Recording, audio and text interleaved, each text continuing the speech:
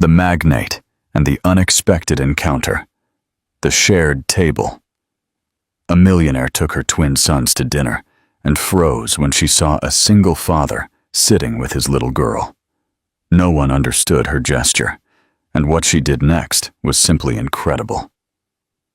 If you believe in finding magic in the ordinary, hit like and subscribe now. This is the story of how two disparate lives found a perfect balance. Daniel. Danny Bastos closed the apartment door with more care than he intended. His hands were still trembling slightly from the exhaustion accumulated in his muscles. That type of fatigue that settles into the bones after 10 straight hours of physical work under the relentless sun. He kicked off his muddy boots at the entrance and let out a long, deep sigh, the first of the day not mixed with orders or machinery noise. But before he could even lean against the wall to catch his breath, he heard small, hurried footsteps coming from the living room. Luna appeared in the hallway like a flash of dark curls and bright eyes, with that smile that could illuminate any dark corner of his life. She was wearing her favorite dress, the light blue one, with embroidered flowers that was already a little short, but that she refused to stop wearing. She had styled her own hair with that clumsy dedication of a 6-year-old who wanted to look pretty for a special occasion. Danny felt something tighten in his chest. Today was Thursday, the day he had promised. Luna hadn't forgotten a single detail. She had waited all week with a patience he didn't deserve, marking the days on the kitchen calendar with colored crayons. "Daddy is taking me to dinner," she had told her teacher, the neighbor, anyone who would listen. And now she stood before him, eyes full of that pure joy that only children know how to sustain without asking for anything in return. "Are we going now, Daddy?" Luna asked, almost breathless, as if she had been running even though she had only crossed the hallway. Danny swallowed. He wanted to sit down. He wanted to take off his sweaty shirt, shower, collapse on the sofa, and close his eyes for a moment. But when he looked into those hopeful eyes, he knew there was no turning back. "Of course, my love. Just give me a few minutes to change, and we'll go." Luna jumped with happiness and ran back to the living room, where she would continue waiting with that contained excitement that made her move in circles. Danny walked toward his room, feeling the weight of every step, but also something lighter in his chest. He didn't have much. The money he had saved over the past few weeks barely stretched to a modest dinner somewhere other than his kitchen. But for Luna, that was more than enough. For her, dining out with her daddy was a memorable event, something she would remember with the intensity that children hold on to important moments. Danny showered quickly, letting the warm water wash away the dust and tiredness of the day. He put on a clean shirt, the only one he had without paint or grease stains, and glanced briefly in the mirror. The dark circles under his eyes were evident, his shoulders slumped with fatigue, but in his eyes, there was something else. There was determination. There was love. There was the silent promise that no matter how difficult everything else was, he would always find a way to be present for his daughter. When he left the room, Luna was waiting by the door with her small purse hanging from her shoulder. She was radiant. Danny took her hand, and they walked out together into the night. The restaurant wasn't far. It was a place Danny had seen many times on his way to work, with its warm lights and discreet facade that promised good food without pretension. It wasn't fancy. It didn't have reserved tables or hosts in suits, but it had something better. It had heart, or at least that's what he had heard. Luna walked beside him with small but determined steps, talking non-stop about her day at school, about the teacher who had given her a gold star for her drawing, about her friend Sophia, who had shared her lunch. Danny listened to every word with attention, nodding, smiling, letting his daughter's voice fill the empty space the exhaustion had left in his mind. When they arrived, The restaurant doors opened with a soft chime. The interior was cozy, with wooden tables and simple tablecloths lit by hanging lamps that created a calm atmosphere. Danny immediately noticed there were two distinct areas. The common area, where most of the tables were occupied by families and couples chatting animatedly, and at the back, separated by a slight elevation and decorative screens, a more exclusive area with dimmer lights and an atmosphere clearly reserved for those who could pay for privacy. Danny guided Luna toward the common area. A kind waitress greeted them with a genuine smile and led them to a small table by the window. Luna sat down carefully, as if in a sacred place, and looked at the menu with huge eyes. Although she couldn't read all the words yet, Danny sat across from her, finally feeling like he could breathe. The knot in his back began to loosen. Here, in this moment, there were no bills to pay, no impossible schedules, no pitying glances or silent judgments. There was only Luna smiling, happy, and that was all that mattered. "What are you going to order, Daddy?" Luna asked, leaning across the table with curiosity. Danny quickly checked the menu, mentally calculating the prices.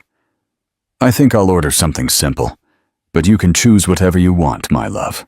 Luna looked at him with that sudden seriousness children sometimes adopt when they want to say something important. "I want the same thing as you, Daddy." Danny felt something gently break inside him. It wasn't sadness. Not exactly. It was something deeper, harder to name. It was the understanding that his daughter, despite her young age, had already learned to take care of him in ways she shouldn't. That she already knew how to read between the lines. That she understood more than he wanted to admit. "All right, Luna. Today is a special day. You can order whatever you truly like." Luna smiled, and in that smile was something of relief, something of hope, something that made Danny promise himself he would find a way to give her more nights like this. Just as the waitress returned to take their order, Danny heard children's voices approaching.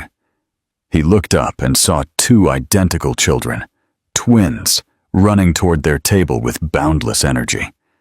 Behind them, walking with measured steps and an impeccable posture, came a woman. Danny noticed her immediately. It was hard not to. She wore a long, elegant coat that fit her figure perfectly, and her hair fell in soft waves over her shoulders. But it wasn't her appearance that captured his attention. It was the expression on her face. Cold, contained, as if she were accustomed to keeping the world at bay. The twins arrived first. One of them, the one with slightly lighter hair, Lucas, pointed enthusiastically at Luna. "Look, Elias, she has the same dress we saw in the store." The other boy, Elias, nodded with equal excitement. "It's exactly the same." Luna looked at them with surprise but no fear. There was something in the children's sincerity that broke down any barrier. Danny, for his part, looked at the woman, Isabel, who was now approaching with an awkward expression. "Lucas, Elias, come here," she said in a firm voice, but without raising her tone. The children didn't move. "Mommy, we want to sit here," Lucas said, pointing to Danny's table. The woman Isabel stopped a few feet away. Her eyes met Danny's for a brief but penetrating moment. He saw awkwardness, perhaps embarrassment, but also something harder to decipher. "Excuse me," Isabel said, addressing Danny with a courtesy that seemed more automatic than genuine. "My children can be insistent." Danny smiled, and it was a tired but real smile. "Don't worry, they're just children. If they want to stay, they can. It doesn't bother me at all." Isabel looked at him intently, as if trying to figure out if he was serious or just being polite. Danny held her gaze without discomfort. He had nothing to hide, nothing to prove. Isabel hesitated. The twins had already sat down, one next to Luna and the other in the empty chair next to Danny. Luna looked at them with a mixture of shyness and curiosity, but didn't seem bothered. On the contrary, there was a sparkle in her eyes that Danny recognized immediately. The sparkle of a girl who rarely had the opportunity to play with other children outside of school. With an almost imperceptible sigh, Isabel approached and took the remaining chair, facing Danny. "Thank you," she said, and this time her voice had a different nuance, softer, less defensive. Danny nodded. "No problem." The waitress returned now with an amused expression at the table's new configuration. She took the additional orders, while the twins began chatting with Luna about their favorite drawings, their toys, their television shows. Isabel remained silent during the first few minutes, observing. Danny also kept silent, but it wasn't an uncomfortable silence. It was the silence of someone accustomed to observing, listening, and being present without needing to fill every space with words. Finally, Isabel spoke. "Do you come here often?" Danny shook his head. "It's the first time. I promised Luna I would take her out for dinner. She's been waiting all week." Isabel looked at Luna, who was now laughing with the twins over something Elias had said. Something in her expression softened. "She looks happy." Danny nodded. "That's the only thing that matters." Isabel looked at him again, this time with more attention. There was something in the way he spoke, in the way he looked at his daughter, that didn't fit any of the categories she usually used to classify people. There was no pretense, no bitterness, only simple, straightforward love. "And you?" Danny asked, breaking the silence. "Do you come here often?" Isabel hesitated. "We used to. Now it's harder to find time." Danny didn't ask more. He recognized that answer. He knew it well. It was the answer of someone who had sacrificed a lot to get where they were. Someone who carried more weight than they showed. The children continued chatting animatedly. Luna had taken out one of her crayons from her purse and was drawing something on a paper napkin while Lucas and Elias watched, fascinated. Isabel observed them with an expression difficult to decipher. There was tenderness, but also something akin to nostalgia, as if she were remembering something she had lost long ago. The food arrived shortly after. The dishes were simple but well prepared, and the aroma filled the table with a comforting warmth. Luna looked at her plate with bright eyes, then looked at Danny. "Thank you, Daddy." Danny felt the exhaustion of the day completely vanish. "You're welcome, my love." The five ate in relative calm. The twins continued talking, asking questions, sharing stories, and Luna responded with a shyness that was slowly dissolving. Isabel barely touched her food. She observed more than she participated, but there was something in her gaze Danny couldn't ignore. It was as if she were trying to understand something, to decipher an enigma she didn't know existed. At one point, Luna picked up a piece of her dessert, a small chocolate cake she had ordered so carefully, and broke it into 3. She offered a piece to Lucas and another to Elias. "Do you want to share?" The twins eagerly accepted. Isabel froze, watching the scene with an intensity Danny couldn't interpret. When their eyes met again, there was something different in Isabel's eyes, something that hadn't been there before. Vulnerability. Danny said nothing. There was nothing to say. Sometimes words only ruined moments that needed to be felt in silence. Isabel looked away toward the window, where the city lights flickered in the distance, and for the first time in a long time, she allowed herself to feel something she had buried under layers of control and responsibility. She allowed herself to feel that maybe, just maybe, there was something more important than everything she had built. Part 2. The unspoken value. The dinner continued with unexpected fluidity. The children had created their own world at that table, a small universe where differences didn't matter, and laughter was the only necessary language. Luna had lost almost all her initial shyness, and now chatted with Lucas and Elias as if she had known them all her life. They talked about simple things, favorite colors, animals they were afraid of, the superheroes in their drawings. Danny listened to them as he finished his meal, feeling an uncommon tranquility. There was something comforting about seeing Luna so happy, so natural.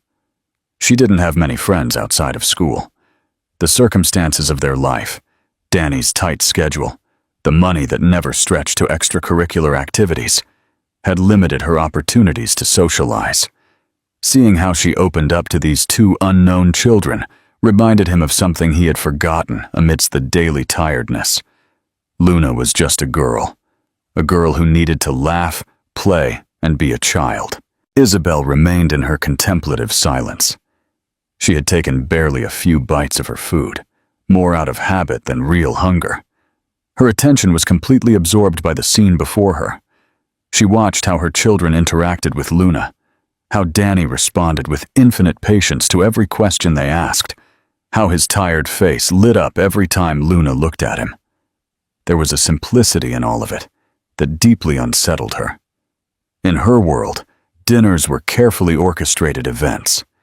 There were pre-selected menus, conversations that followed certain protocols, silences that were filled with expensive wine and elaborate desserts. But here, at this makeshift table, there were none of those structures.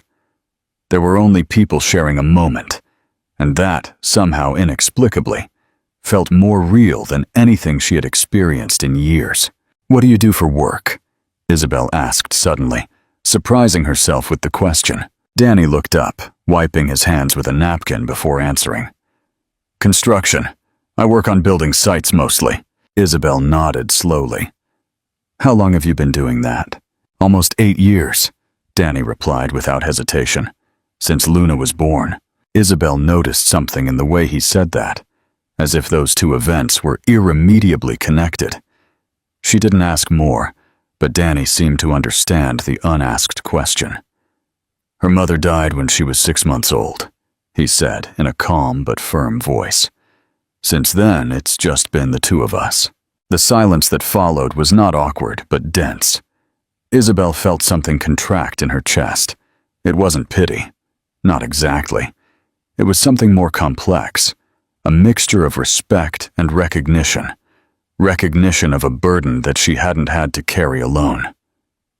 "I'm sorry," Isabel said. And this time, her voice didn't sound automatic. It sounded genuine. Danny nodded with a small smile. "Thank you, but it's okay.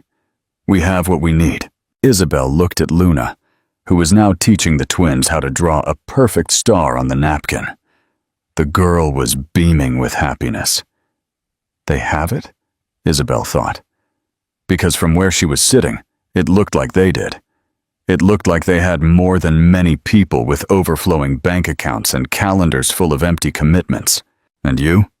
Danny asked, interrupting her thoughts. "What do you do?" Isabel hesitated. That question usually had a rehearsed, polished answer, designed to impress or to maintain distance depending on the situation. But here, sitting at this table, with this man of quiet gaze and working hands, none of those answers seemed adequate. "I run a firm," she finally said. "Real estate, mostly investments." Danny nodded, showing neither impression nor disinterest, just acceptance. "It must be demanding." Isabel let out a short, almost bitter laugh. "That's a kind way of putting it." Danny looked at her attentively. "Is it worth it?" The question caught her by surprise.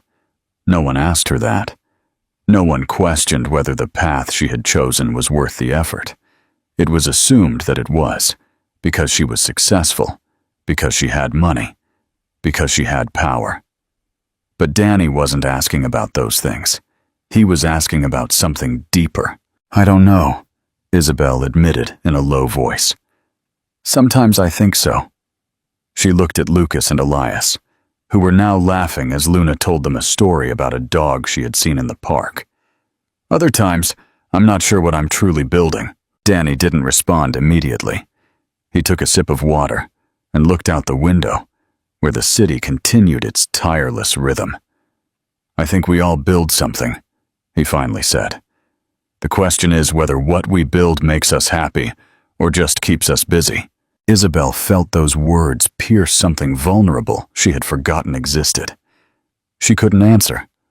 She had no answer. The waitress returned to clear the empty plates and offer coffee. Danny politely declined, explaining that Luna needed to sleep early. Isabel also refused, though not for the same reasons. She simply didn't want to prolong a moment that already felt too charged with emotions she didn't know how to handle. "Daddy, can we come back another day?" Luna asked with hopeful eyes. Danny smiled and stroked her hair. "We'll see, my love." Isabel knew that children understood that "we'll see" as a conditional promise, a possibility that depended on factors beyond immediate control. But that wasn't a definitive rejection. Lucas leaned toward Isabel. "Mommy, can we see them again?" Isabel looked at her son, then at Danny, who clearly didn't expect that question. She didn't expect it either. "I don't know if," Isabel began, searching for a diplomatic way out. But then Luna interrupted with a shy but hopeful voice. "I want to, too." The four children looked at the adults with identical expressions of hope. Isabel felt the weight of those glances. It wasn't fair. It wasn't fair that these children, in their innocence, created expectations that the adult world couldn't easily fulfill. But when she looked at Danny, she didn't see awkwardness or rejection. She only saw a man waiting, not pushing, not judging. "We can exchange numbers," Danny said finally, "if you want." Isabel felt something inside her yield. It wasn't a rational decision. It didn't make sense. This man was a complete stranger. Their lives had no logical point of intersection, but there was something in the way he looked at her, something in the peace he radiated, despite his obvious exhaustion, that made all her usual defenses seem unnecessary. "All right," Isabel said, pulling out her phone. Danny did the same, an old device with a scratched but functional screen. They exchanged numbers while the children celebrated as if they had just witnessed something extraordinary. Perhaps it was. The bill arrived shortly after. Danny took it before Isabel could even reach for her wallet. "My treat," he said firmly. Isabel frowned. "That's not necessary.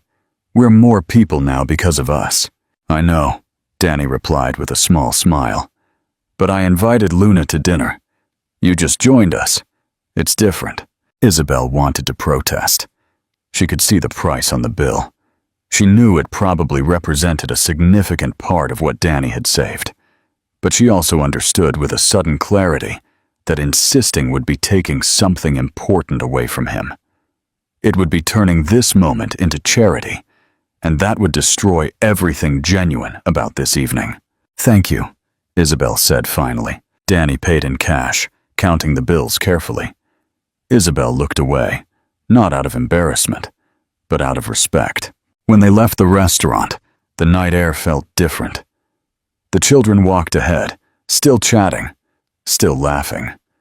Danny and Isabel followed in silence. "Thank you for tonight," Isabel said, when they reached the corner where their paths would diverge. "I didn't expect—" She paused, unsure how to finish that sentence. "Me neither," Danny replied, "but I'm glad it happened." Isabel looked at him one last time. There was something in his eyes she hadn't seen in a long time in the people around her. There was honesty. There was kindness. There was a silent strength that didn't need to prove itself. "Good night, Daniel." "Good night, Isabel." The twins said goodbye to Luna with enthusiastic hugs, promising to send drawings over the phone. Luna reciprocated with her characteristic shyness, but with a smile that lit up her face. Isabel took Lucas and Elias's hands and began walking toward where her car was waiting. She didn't look back. If she had, she would have seen Danny bending down to pick up Luna, who was clearly exhausted, but happy. She would have seen how he held her with that infinite tenderness of a father who knows the value of every moment. She would have seen something that would have broken her heart in the most necessary way. But she didn't look back. She wasn't ready to confront what that image would mean. Part 3. The Unfolding Promise. The First Date. Isabel didn't sleep well that night.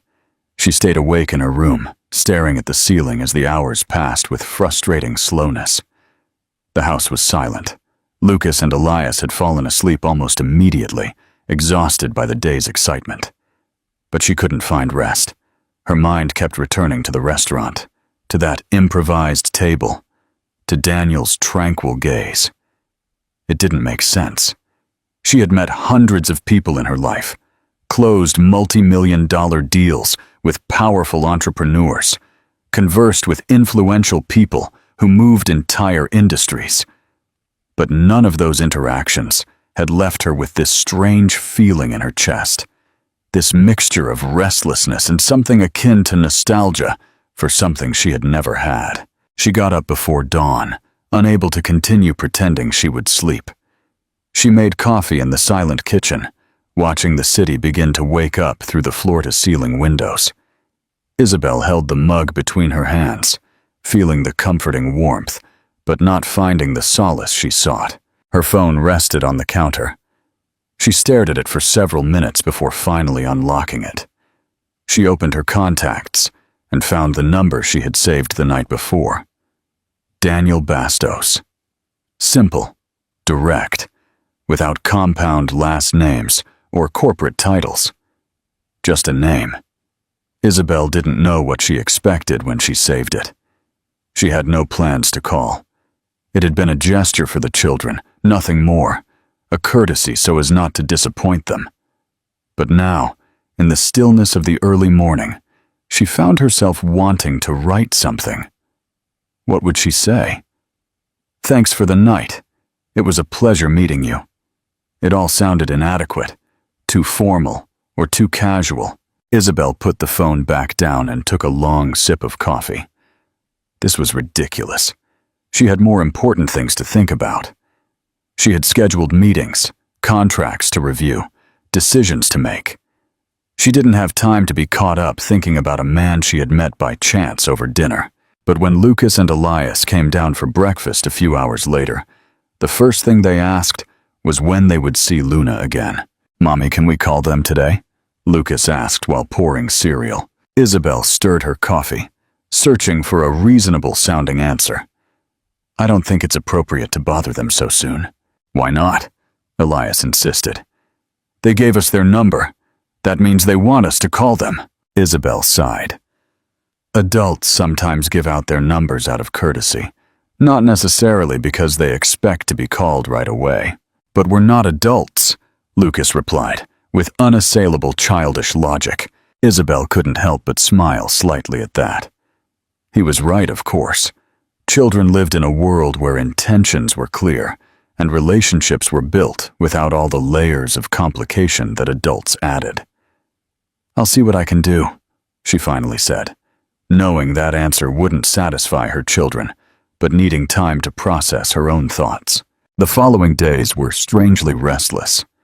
Isabel plunged into work with her usual intensity, attending meetings, reviewing proposals, making decisions that moved millions.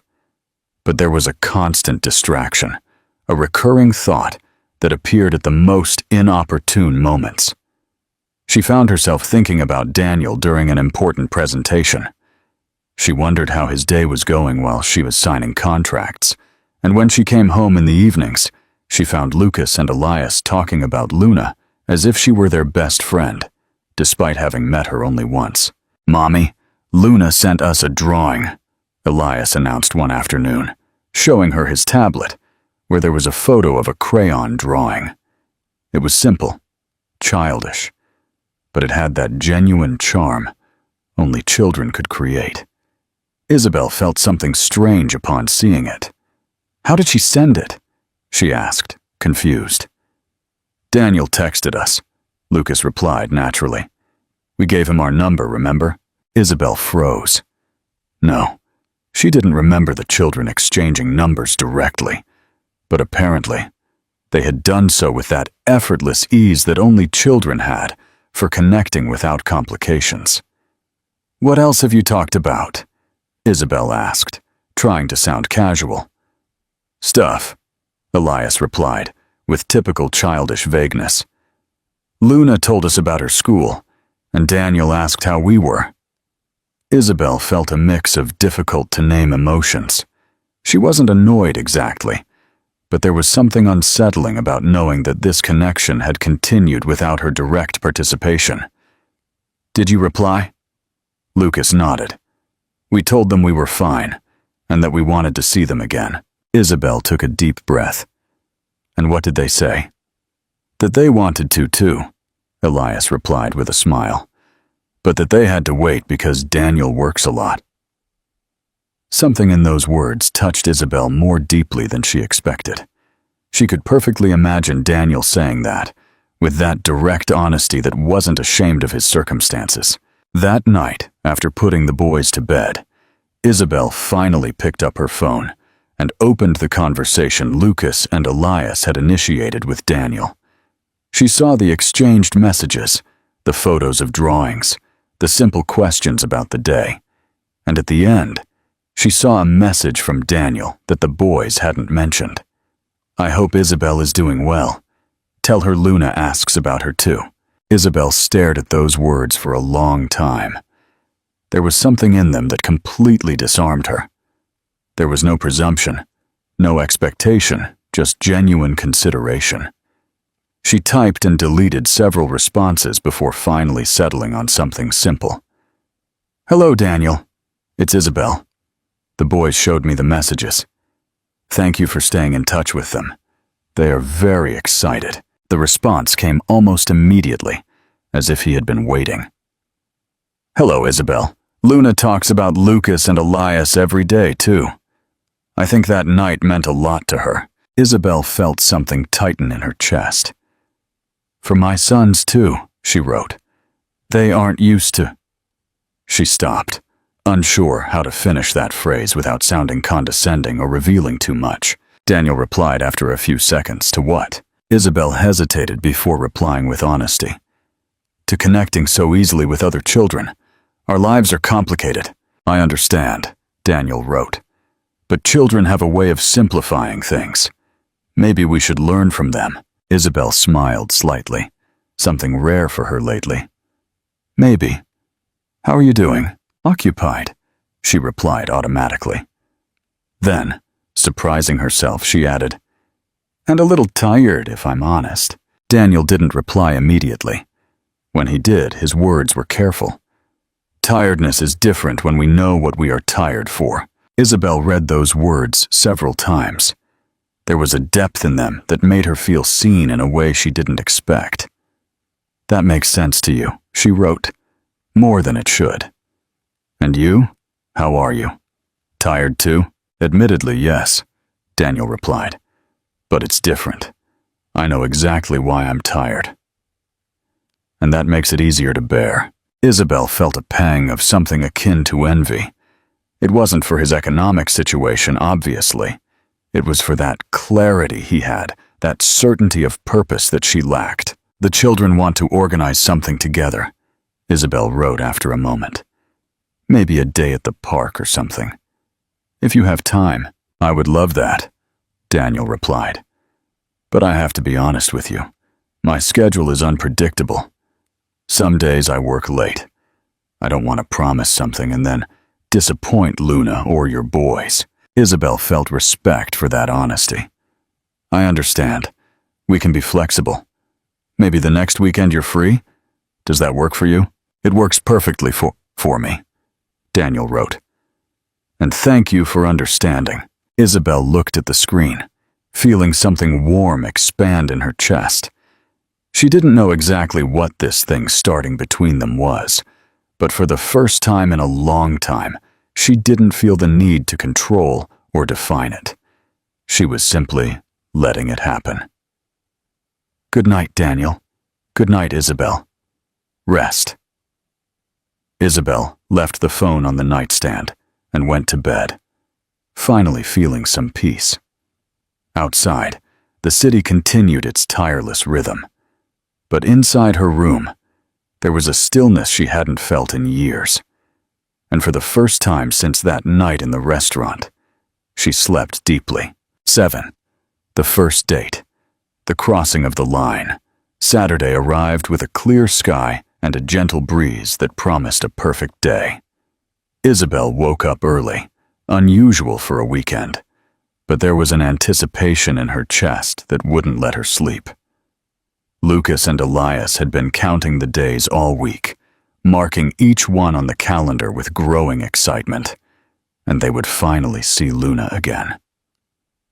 Daniel had confirmed the day before that they would be free. His message had been brief but warm. "See you tomorrow at the park. Luna hasn't stopped talking about this." Isabel had carefully chosen the park. It wasn't the closest to her house, but it wasn't too far from the area where Daniel lived either. It was a spacious place with leafy trees, play areas for children, and quiet paths, a neutral ground where both families could meet without the economic differences being too obvious. She dressed in casual clothes, something she rarely did. She left aside her elegant suits and opted for jeans and a simple blouse. When she looked in the mirror, she barely recognized herself. But there was something liberating in that image. It was Isabel, without the layers of authority and control she normally projected. Just Isabel. Lucas and Elias ran down the stairs, already dressed and ready, with an energy that made the whole house seem to vibrate. "Can we go now?" Lucas asked. For the third time in 10 minutes, Isabel checked her watch. It was still half an hour before the agreed time. "If we leave now, we'll arrive too early." "It doesn't matter," Elias replied. "We can wait." Isabel smiled at their impatience. She knew there was no point in resisting. "All right, let's go." The ride to the park was accompanied by the twins' incessant conversation. They talked about what games they would teach Luna, what stories they would tell her, whether Daniel would know how to play soccer. Isabel listened to them in silence, feeling something strange in her chest. Her sons were genuinely excited about something simple. There were no expensive toys involved, no elaborate events, just the promise of spending time with another girl and her father. When they arrived at the park, Isabel parked, and the three walked toward the agreed-upon area. It was a wide-open space near the swings, with benches under the shade of old trees. Isabel saw Daniel almost immediately. He was sitting on one of the benches with Luna by his side. The girl was wearing the same dress from dinner, clearly her favorite, and nervously swung her legs while looking around for them. When Luna saw them, her face lit up. She jumped off the bench and ran toward them with open arms. Lucas and Elias ran too, and the three met in the middle of the path with hugs and laughter. Daniel stood up and walked toward Isabel with calm steps. He wore simple clothes, worn jeans, and a cotton shirt, but there was something in his posture that conveyed dignity. "Good morning," he said with a genuine smile. "Good morning," Isabel replied, feeling that same inexplicable nervousness she had felt at the restaurant. "Thank you for coming." "Thank you for inviting us," Daniel replied. "Luna didn't sleep well last night from excitement." Isabel laughed softly. "Lucas and Elias didn't either." They looked at each other for a moment, that kind of silence that wasn't awkward, but full of unspoken things. Finally, Daniel pointed toward the children, who were already running toward the swings. "We should follow them before they disappear." Isabel nodded, and both walked side by side, maintaining a respectful distance, but conscious of the other's presence. The children played with total freedom. They chased each other among the trees, took turns on the swings, invented games with rules that changed every 5 minutes. Daniel and Isabel watched them from a nearby bench, intervening only when necessary to prevent an accident or resolve a minor dispute. "It's nice to see them like this," Isabel commented after a while. "So free," Daniel nodded. "Children don't need much to be happy. They just need space to be kids." Isabel looked at him out of the corner of her eye. Have you always been so philosophical? Daniel smiled. I don't know if philosophical is the right word. I've just learned to appreciate the simple things. When you don't have much, you learn to value what you do have. There was no bitterness in his words, only acceptance. Isabel felt a pang of something she couldn't immediately identify. Guilt. Shame. Not exactly. It was more like an awareness of how much she had taken for granted her entire life. I've forgotten how to do that, Isabel admitted in a low voice. Appreciate the simple things. Daniel looked at her intently. I don't think you've forgotten. I think you've just been too busy. Isabel felt the weight of that observation. Does that make it okay? Daniel shrugged. It's not my place to judge what's right or wrong for you. Only you know what you need. But, he hesitated before continuing. Sometimes I think we complicate life more than necessary. We look for big things, thinking they will fill us, when what we really need is right in front of us. Isabel followed his gaze to the children. Luna was teaching Elias how to make a chain of flowers, while Lucas looked for more wildflowers on the grass. It was a scene so simple, so ordinary, but there was something profoundly beautiful in it. How do you do it? Isabel asked suddenly. How do you stay so at peace with everything you carry, raising Luna alone, working so much? How do you not break down? Daniel remained silent for a long moment, considering the question seriously. There are days when I do break down, he finally admitted. Days when Luna gets sick, and I can't miss work. Days when the money doesn't stretch, and I have to choose between paying a bill or buying something she needs. Days when I feel completely alone and don't know if I'm doing things right. He paused, looking at Luna with infinite tenderness. But then I look at her and remember why I do all this. She doesn't ask me for material things. She just asks me to be present. And that, although sometimes it's the hardest thing, is also the simplest.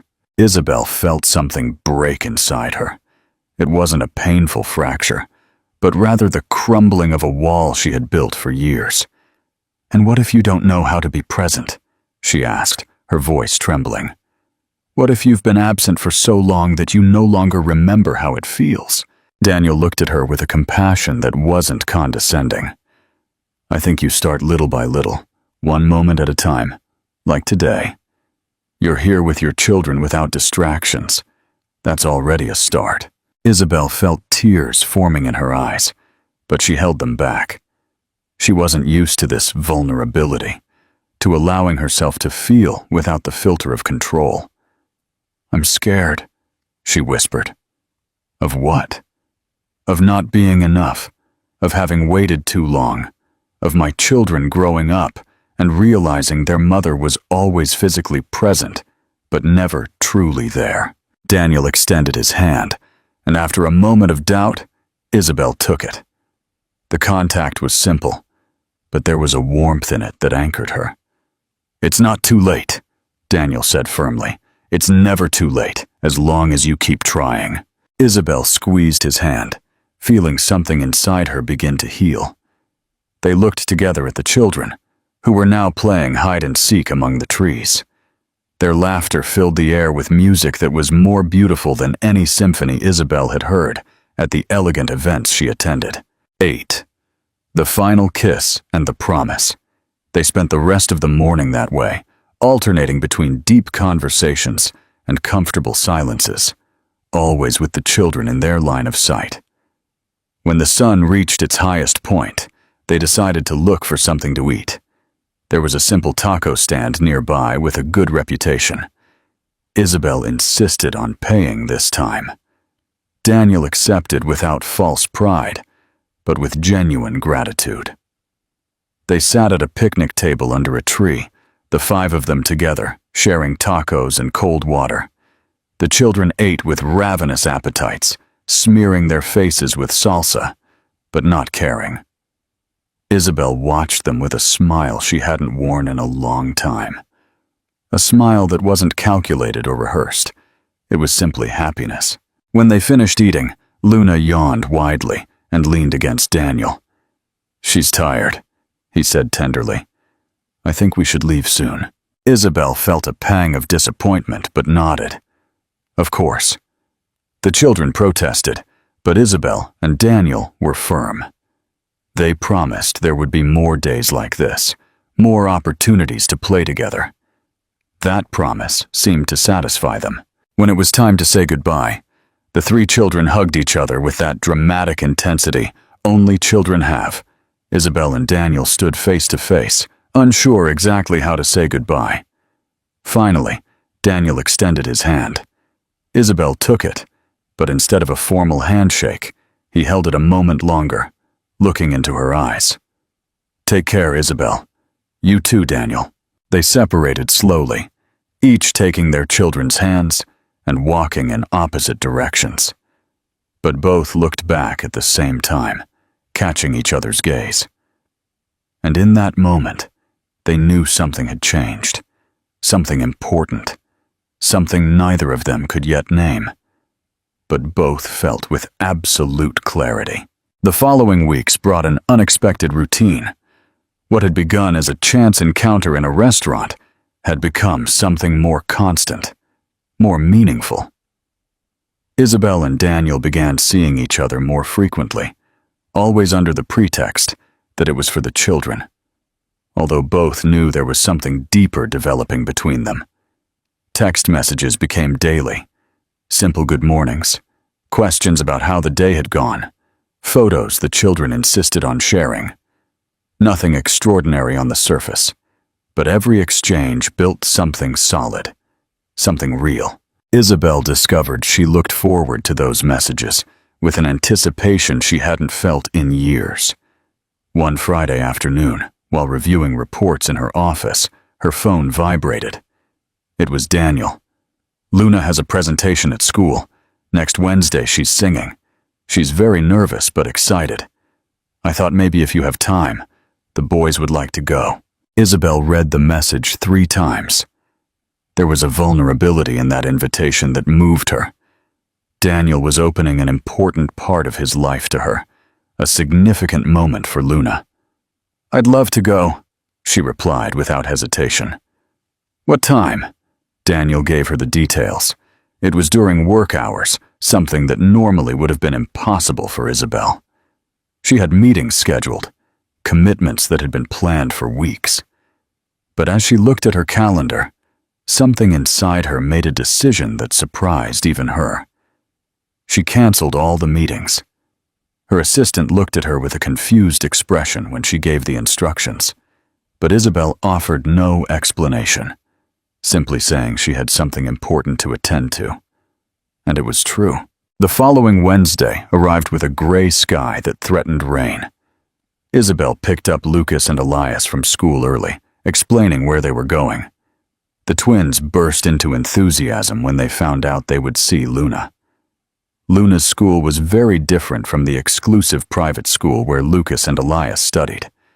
It was an older building with walls that needed fresh paint and classrooms that had clearly seen decades of use.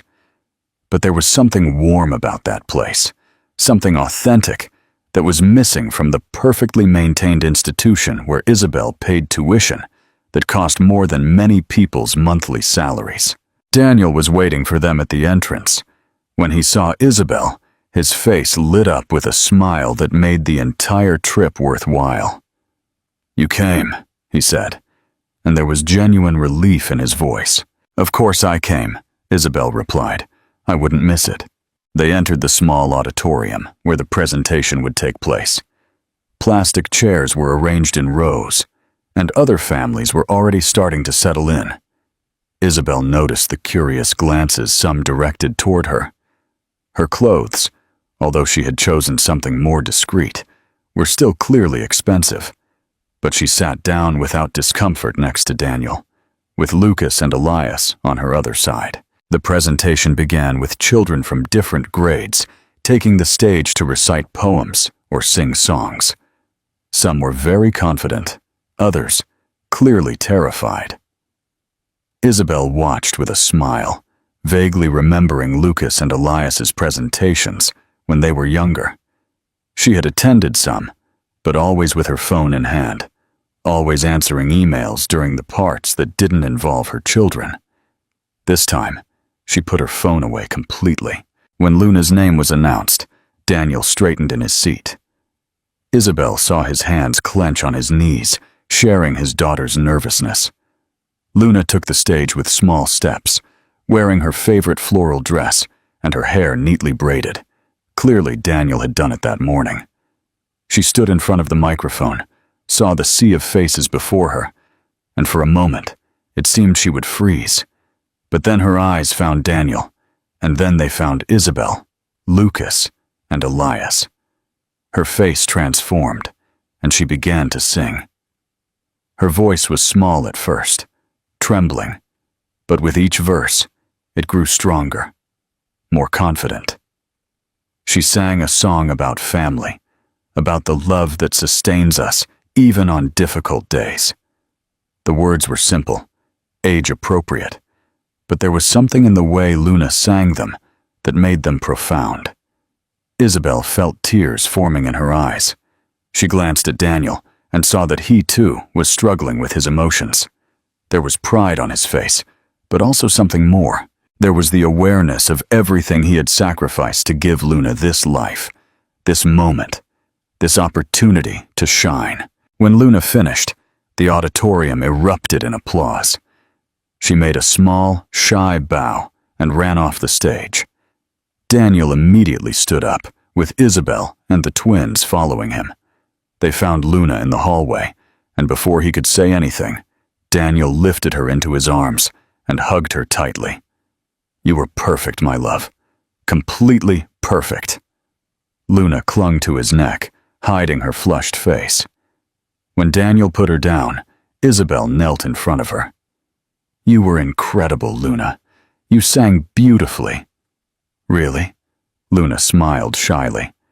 "Really," Isabel confirmed. "You should be very proud of yourself." Lucas and Elias surrounded Luna, bombarding her with compliments and questions about how she had learned the song. Luna blossomed under their attention, speaking more animatedly than Isabel had ever seen her. Daniel gently touched Isabel's arm, moving slightly away from the group of children. "Thank you for coming," he said quietly. "It means a lot to Luna and to me." Isabel looked him in the eyes. "You don't have to thank me. I wanted to be here." Daniel held her gaze for a long moment, and in that silence, something passed between them. They weren't words. They weren't explicit promises, but it was a recognition that this, whatever was growing between them, was real. The other parents began to disperse, picking up their children and leaving the building.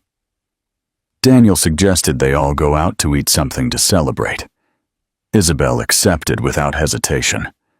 They ended up at a small, nearby ice cream parlor, the kind of place Isabel would never have chosen on her own, but that turned out to have the best ice cream she had ever tasted.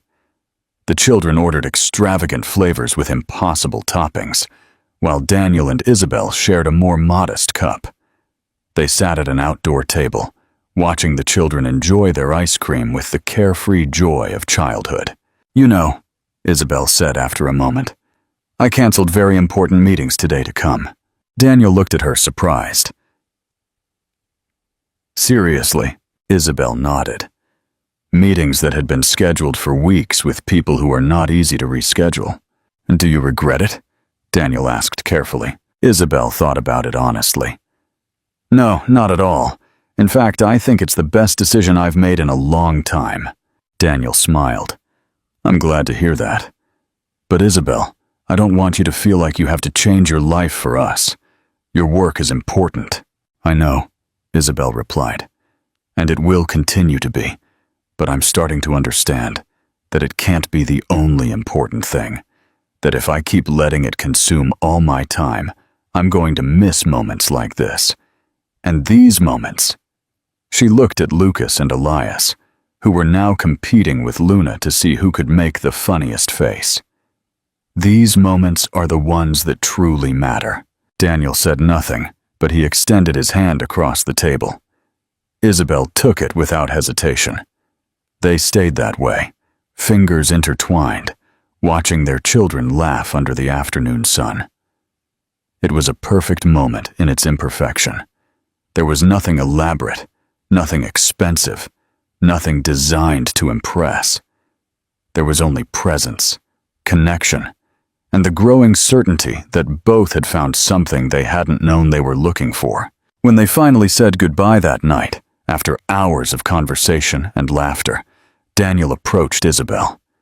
He hesitated for a moment, and she could see the question in his eyes before he asked it. "Can I see you again?" he asked. "Just the two of us, without the children." Isabel felt her heart race. She knew what that question truly meant. It was crossing a line, officially turning this into something more than a friendship developed for their children's sake. "I would like that," she replied, her voice soft but sure. "Very much." Daniel smiled, and it was a smile filled with relief and hope. "Saturday night is free for me. My neighbor can watch Luna." "Saturday is perfect," Isabel confirmed. "The twins can stay with their nanny." They looked at each other for a moment longer, aware that something important had just been decided. Then they said goodbye, each leading their children toward their respective homes. But that night, neither of them slept much. They were too busy thinking about Saturday, about what it would mean, about everything that was changing. And for the first time in a long time, both allowed themselves to feel excitement for the future, not for professional achievements or material goals, but for the simple possibility of something real, something deep, something worth fighting for. Ike's, the unlikely partnership. The future begins. Saturday arrived, charged with an anticipation Isabel hadn't felt in years. She prepared with a care that went beyond vanity, choosing an elegant but not ostentatious dress, subtle makeup that highlighted her features without hiding them. When she looked in the mirror, she saw a different woman than she had been months ago. There was softness in her eyes, a vulnerability she no longer tried to conceal. Daniel had suggested a small restaurant in a neighborhood Isabel had never visited. It wasn't luxurious, but it had a reputation for serving the best homemade food in the city. When Isabel arrived, she found Daniel waiting for her outside. He wore a clean shirt and dark pants, clearly his best clothes, and there was something moving in the effort he had made.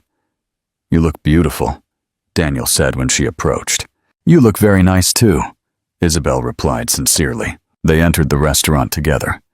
It was intimate, with small tables lit by candles and soft music in the background. The owner greeted Daniel with familiarity. He clearly knew him. And he led them to a table by the window. The first few minutes passed with the comfort they had developed during the previous weeks. They talked about their children, about the week they had had, about small, everyday anecdotes. But there was something different in the air that night, a tension that wasn't uncomfortable, but charged with possibility. Finally, after the waiter took their orders, Daniel leaned slightly forward. "Isabel, there's something I need to tell you." Isabel felt her heart race, but she kept her voice calm. "I'm listening." Daniel took a breath as if gathering courage. "When I met someone at that restaurant weeks ago, I never imagined my life would change this way. I thought it would just be a strange dinner, an awkward moment we would quickly forget." Isabel smiled slightly. "I thought the same, but it wasn't," Daniel continued. "Every time I talk to you, every time I see you with Luna, with my boys, I feel something I haven't felt since I lost my wife. And at first, it scared me. I felt guilty, as if I was betraying her memory." Isabel extended her hand across the table, gently touching Daniel's. "You don't have to feel guilty for continuing to live, for allowing yourself to feel." "I know," Daniel said, intertwining his fingers with hers.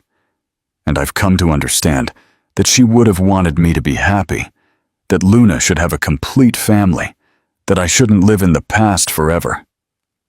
He paused, looking her directly in the eyes.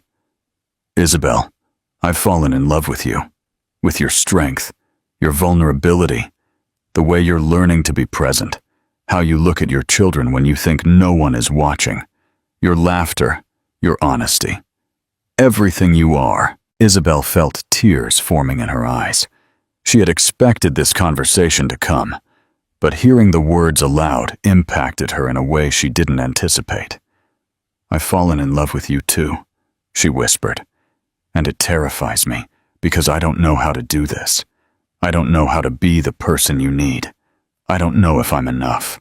Daniel squeezed her hand firmly. I don't need you to be perfect. I just need you to be you. The woman who canceled important meetings to see my daughter sing. The woman who sat on a park bench for hours just to watch the children play. The woman who is willing to change, to grow, to try. Isabel let the tears fall freely. I'm so afraid now of ruining this.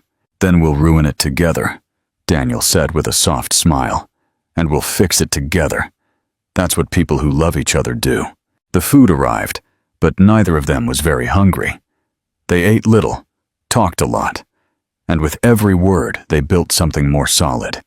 They talked about the future, about how they would integrate their lives, about the challenges they would face. The children, Isabel said after a while. How do we tell them? Daniel smiled. I think they already know. Children have a way of seeing things that we adults complicate too much to understand. Isabel laughed softly. You're right. Lucas asked me last week if Daniel was going to be part of our family. And what did you tell him? I told him I hoped so. After dinner, Daniel suggested they walk a little. The streets were quiet, lit by antique lampposts that created an almost magical atmosphere. They walked side by side, their hands intertwined, in no hurry to get anywhere. Finally, they stopped at a small, empty park at that hour of the night. They sat on a bench under a huge tree whose branches spread like protective arms. Isabel, Daniel said after a long silence, I know our lives are very different. I know you come from a world of luxury, and I can barely offer this basic neighborhood. But I promise you that I will love you with everything I have, that I will be present, that I will be honest, that I will fight for us every day. Isabel turned to look at him completely. Daniel, I don't need luxury. I've had all the luxury in the world, and I felt empty. What I need is exactly what you're offering me. Presence, honesty, real love. She leaned toward him, and for the first time, they kissed. It was a kiss full of promise and hope, of vulnerability and courage. When they separated, both were smiling. What do we do now? Isabel asked. Daniel shrugged with a smile. I think we wake up tomorrow and keep building, one day at a time, one day at a time. They stayed in that park for hours, talking about everything and nothing, making plans, and also simply enjoying the shared silence. When Daniel finally walked her back to her car, they said goodbye with another kiss and the promise to see each other the next day. Isabel drove home with a sense of completeness she had never experienced.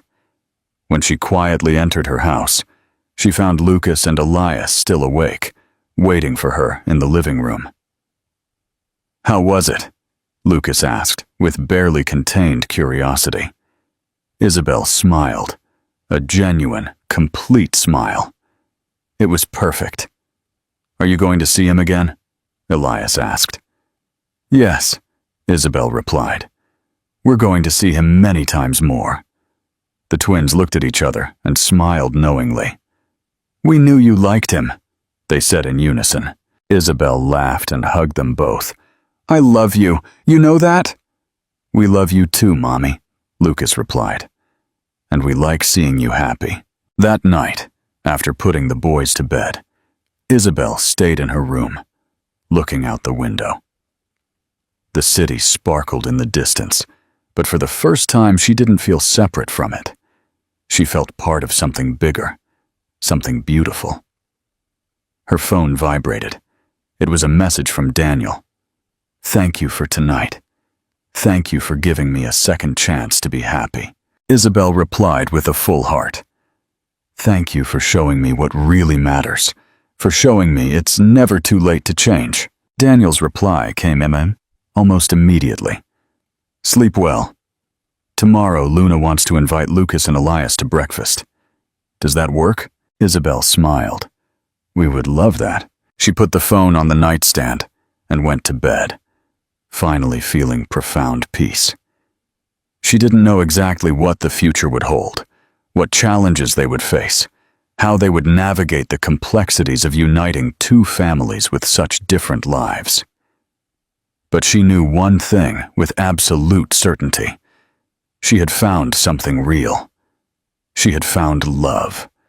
Not the kind of love from perfect movies or idealized novels, but the kind of love built day by day, in small moments, in conscious choices to be present, to be vulnerable, to grow together.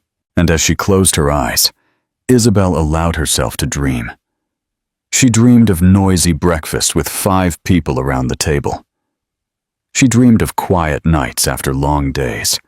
She dreamed of teaching Luna about business while Daniel taught her about carpentry. She dreamed of seeing her 3 children grow up together, supporting each other.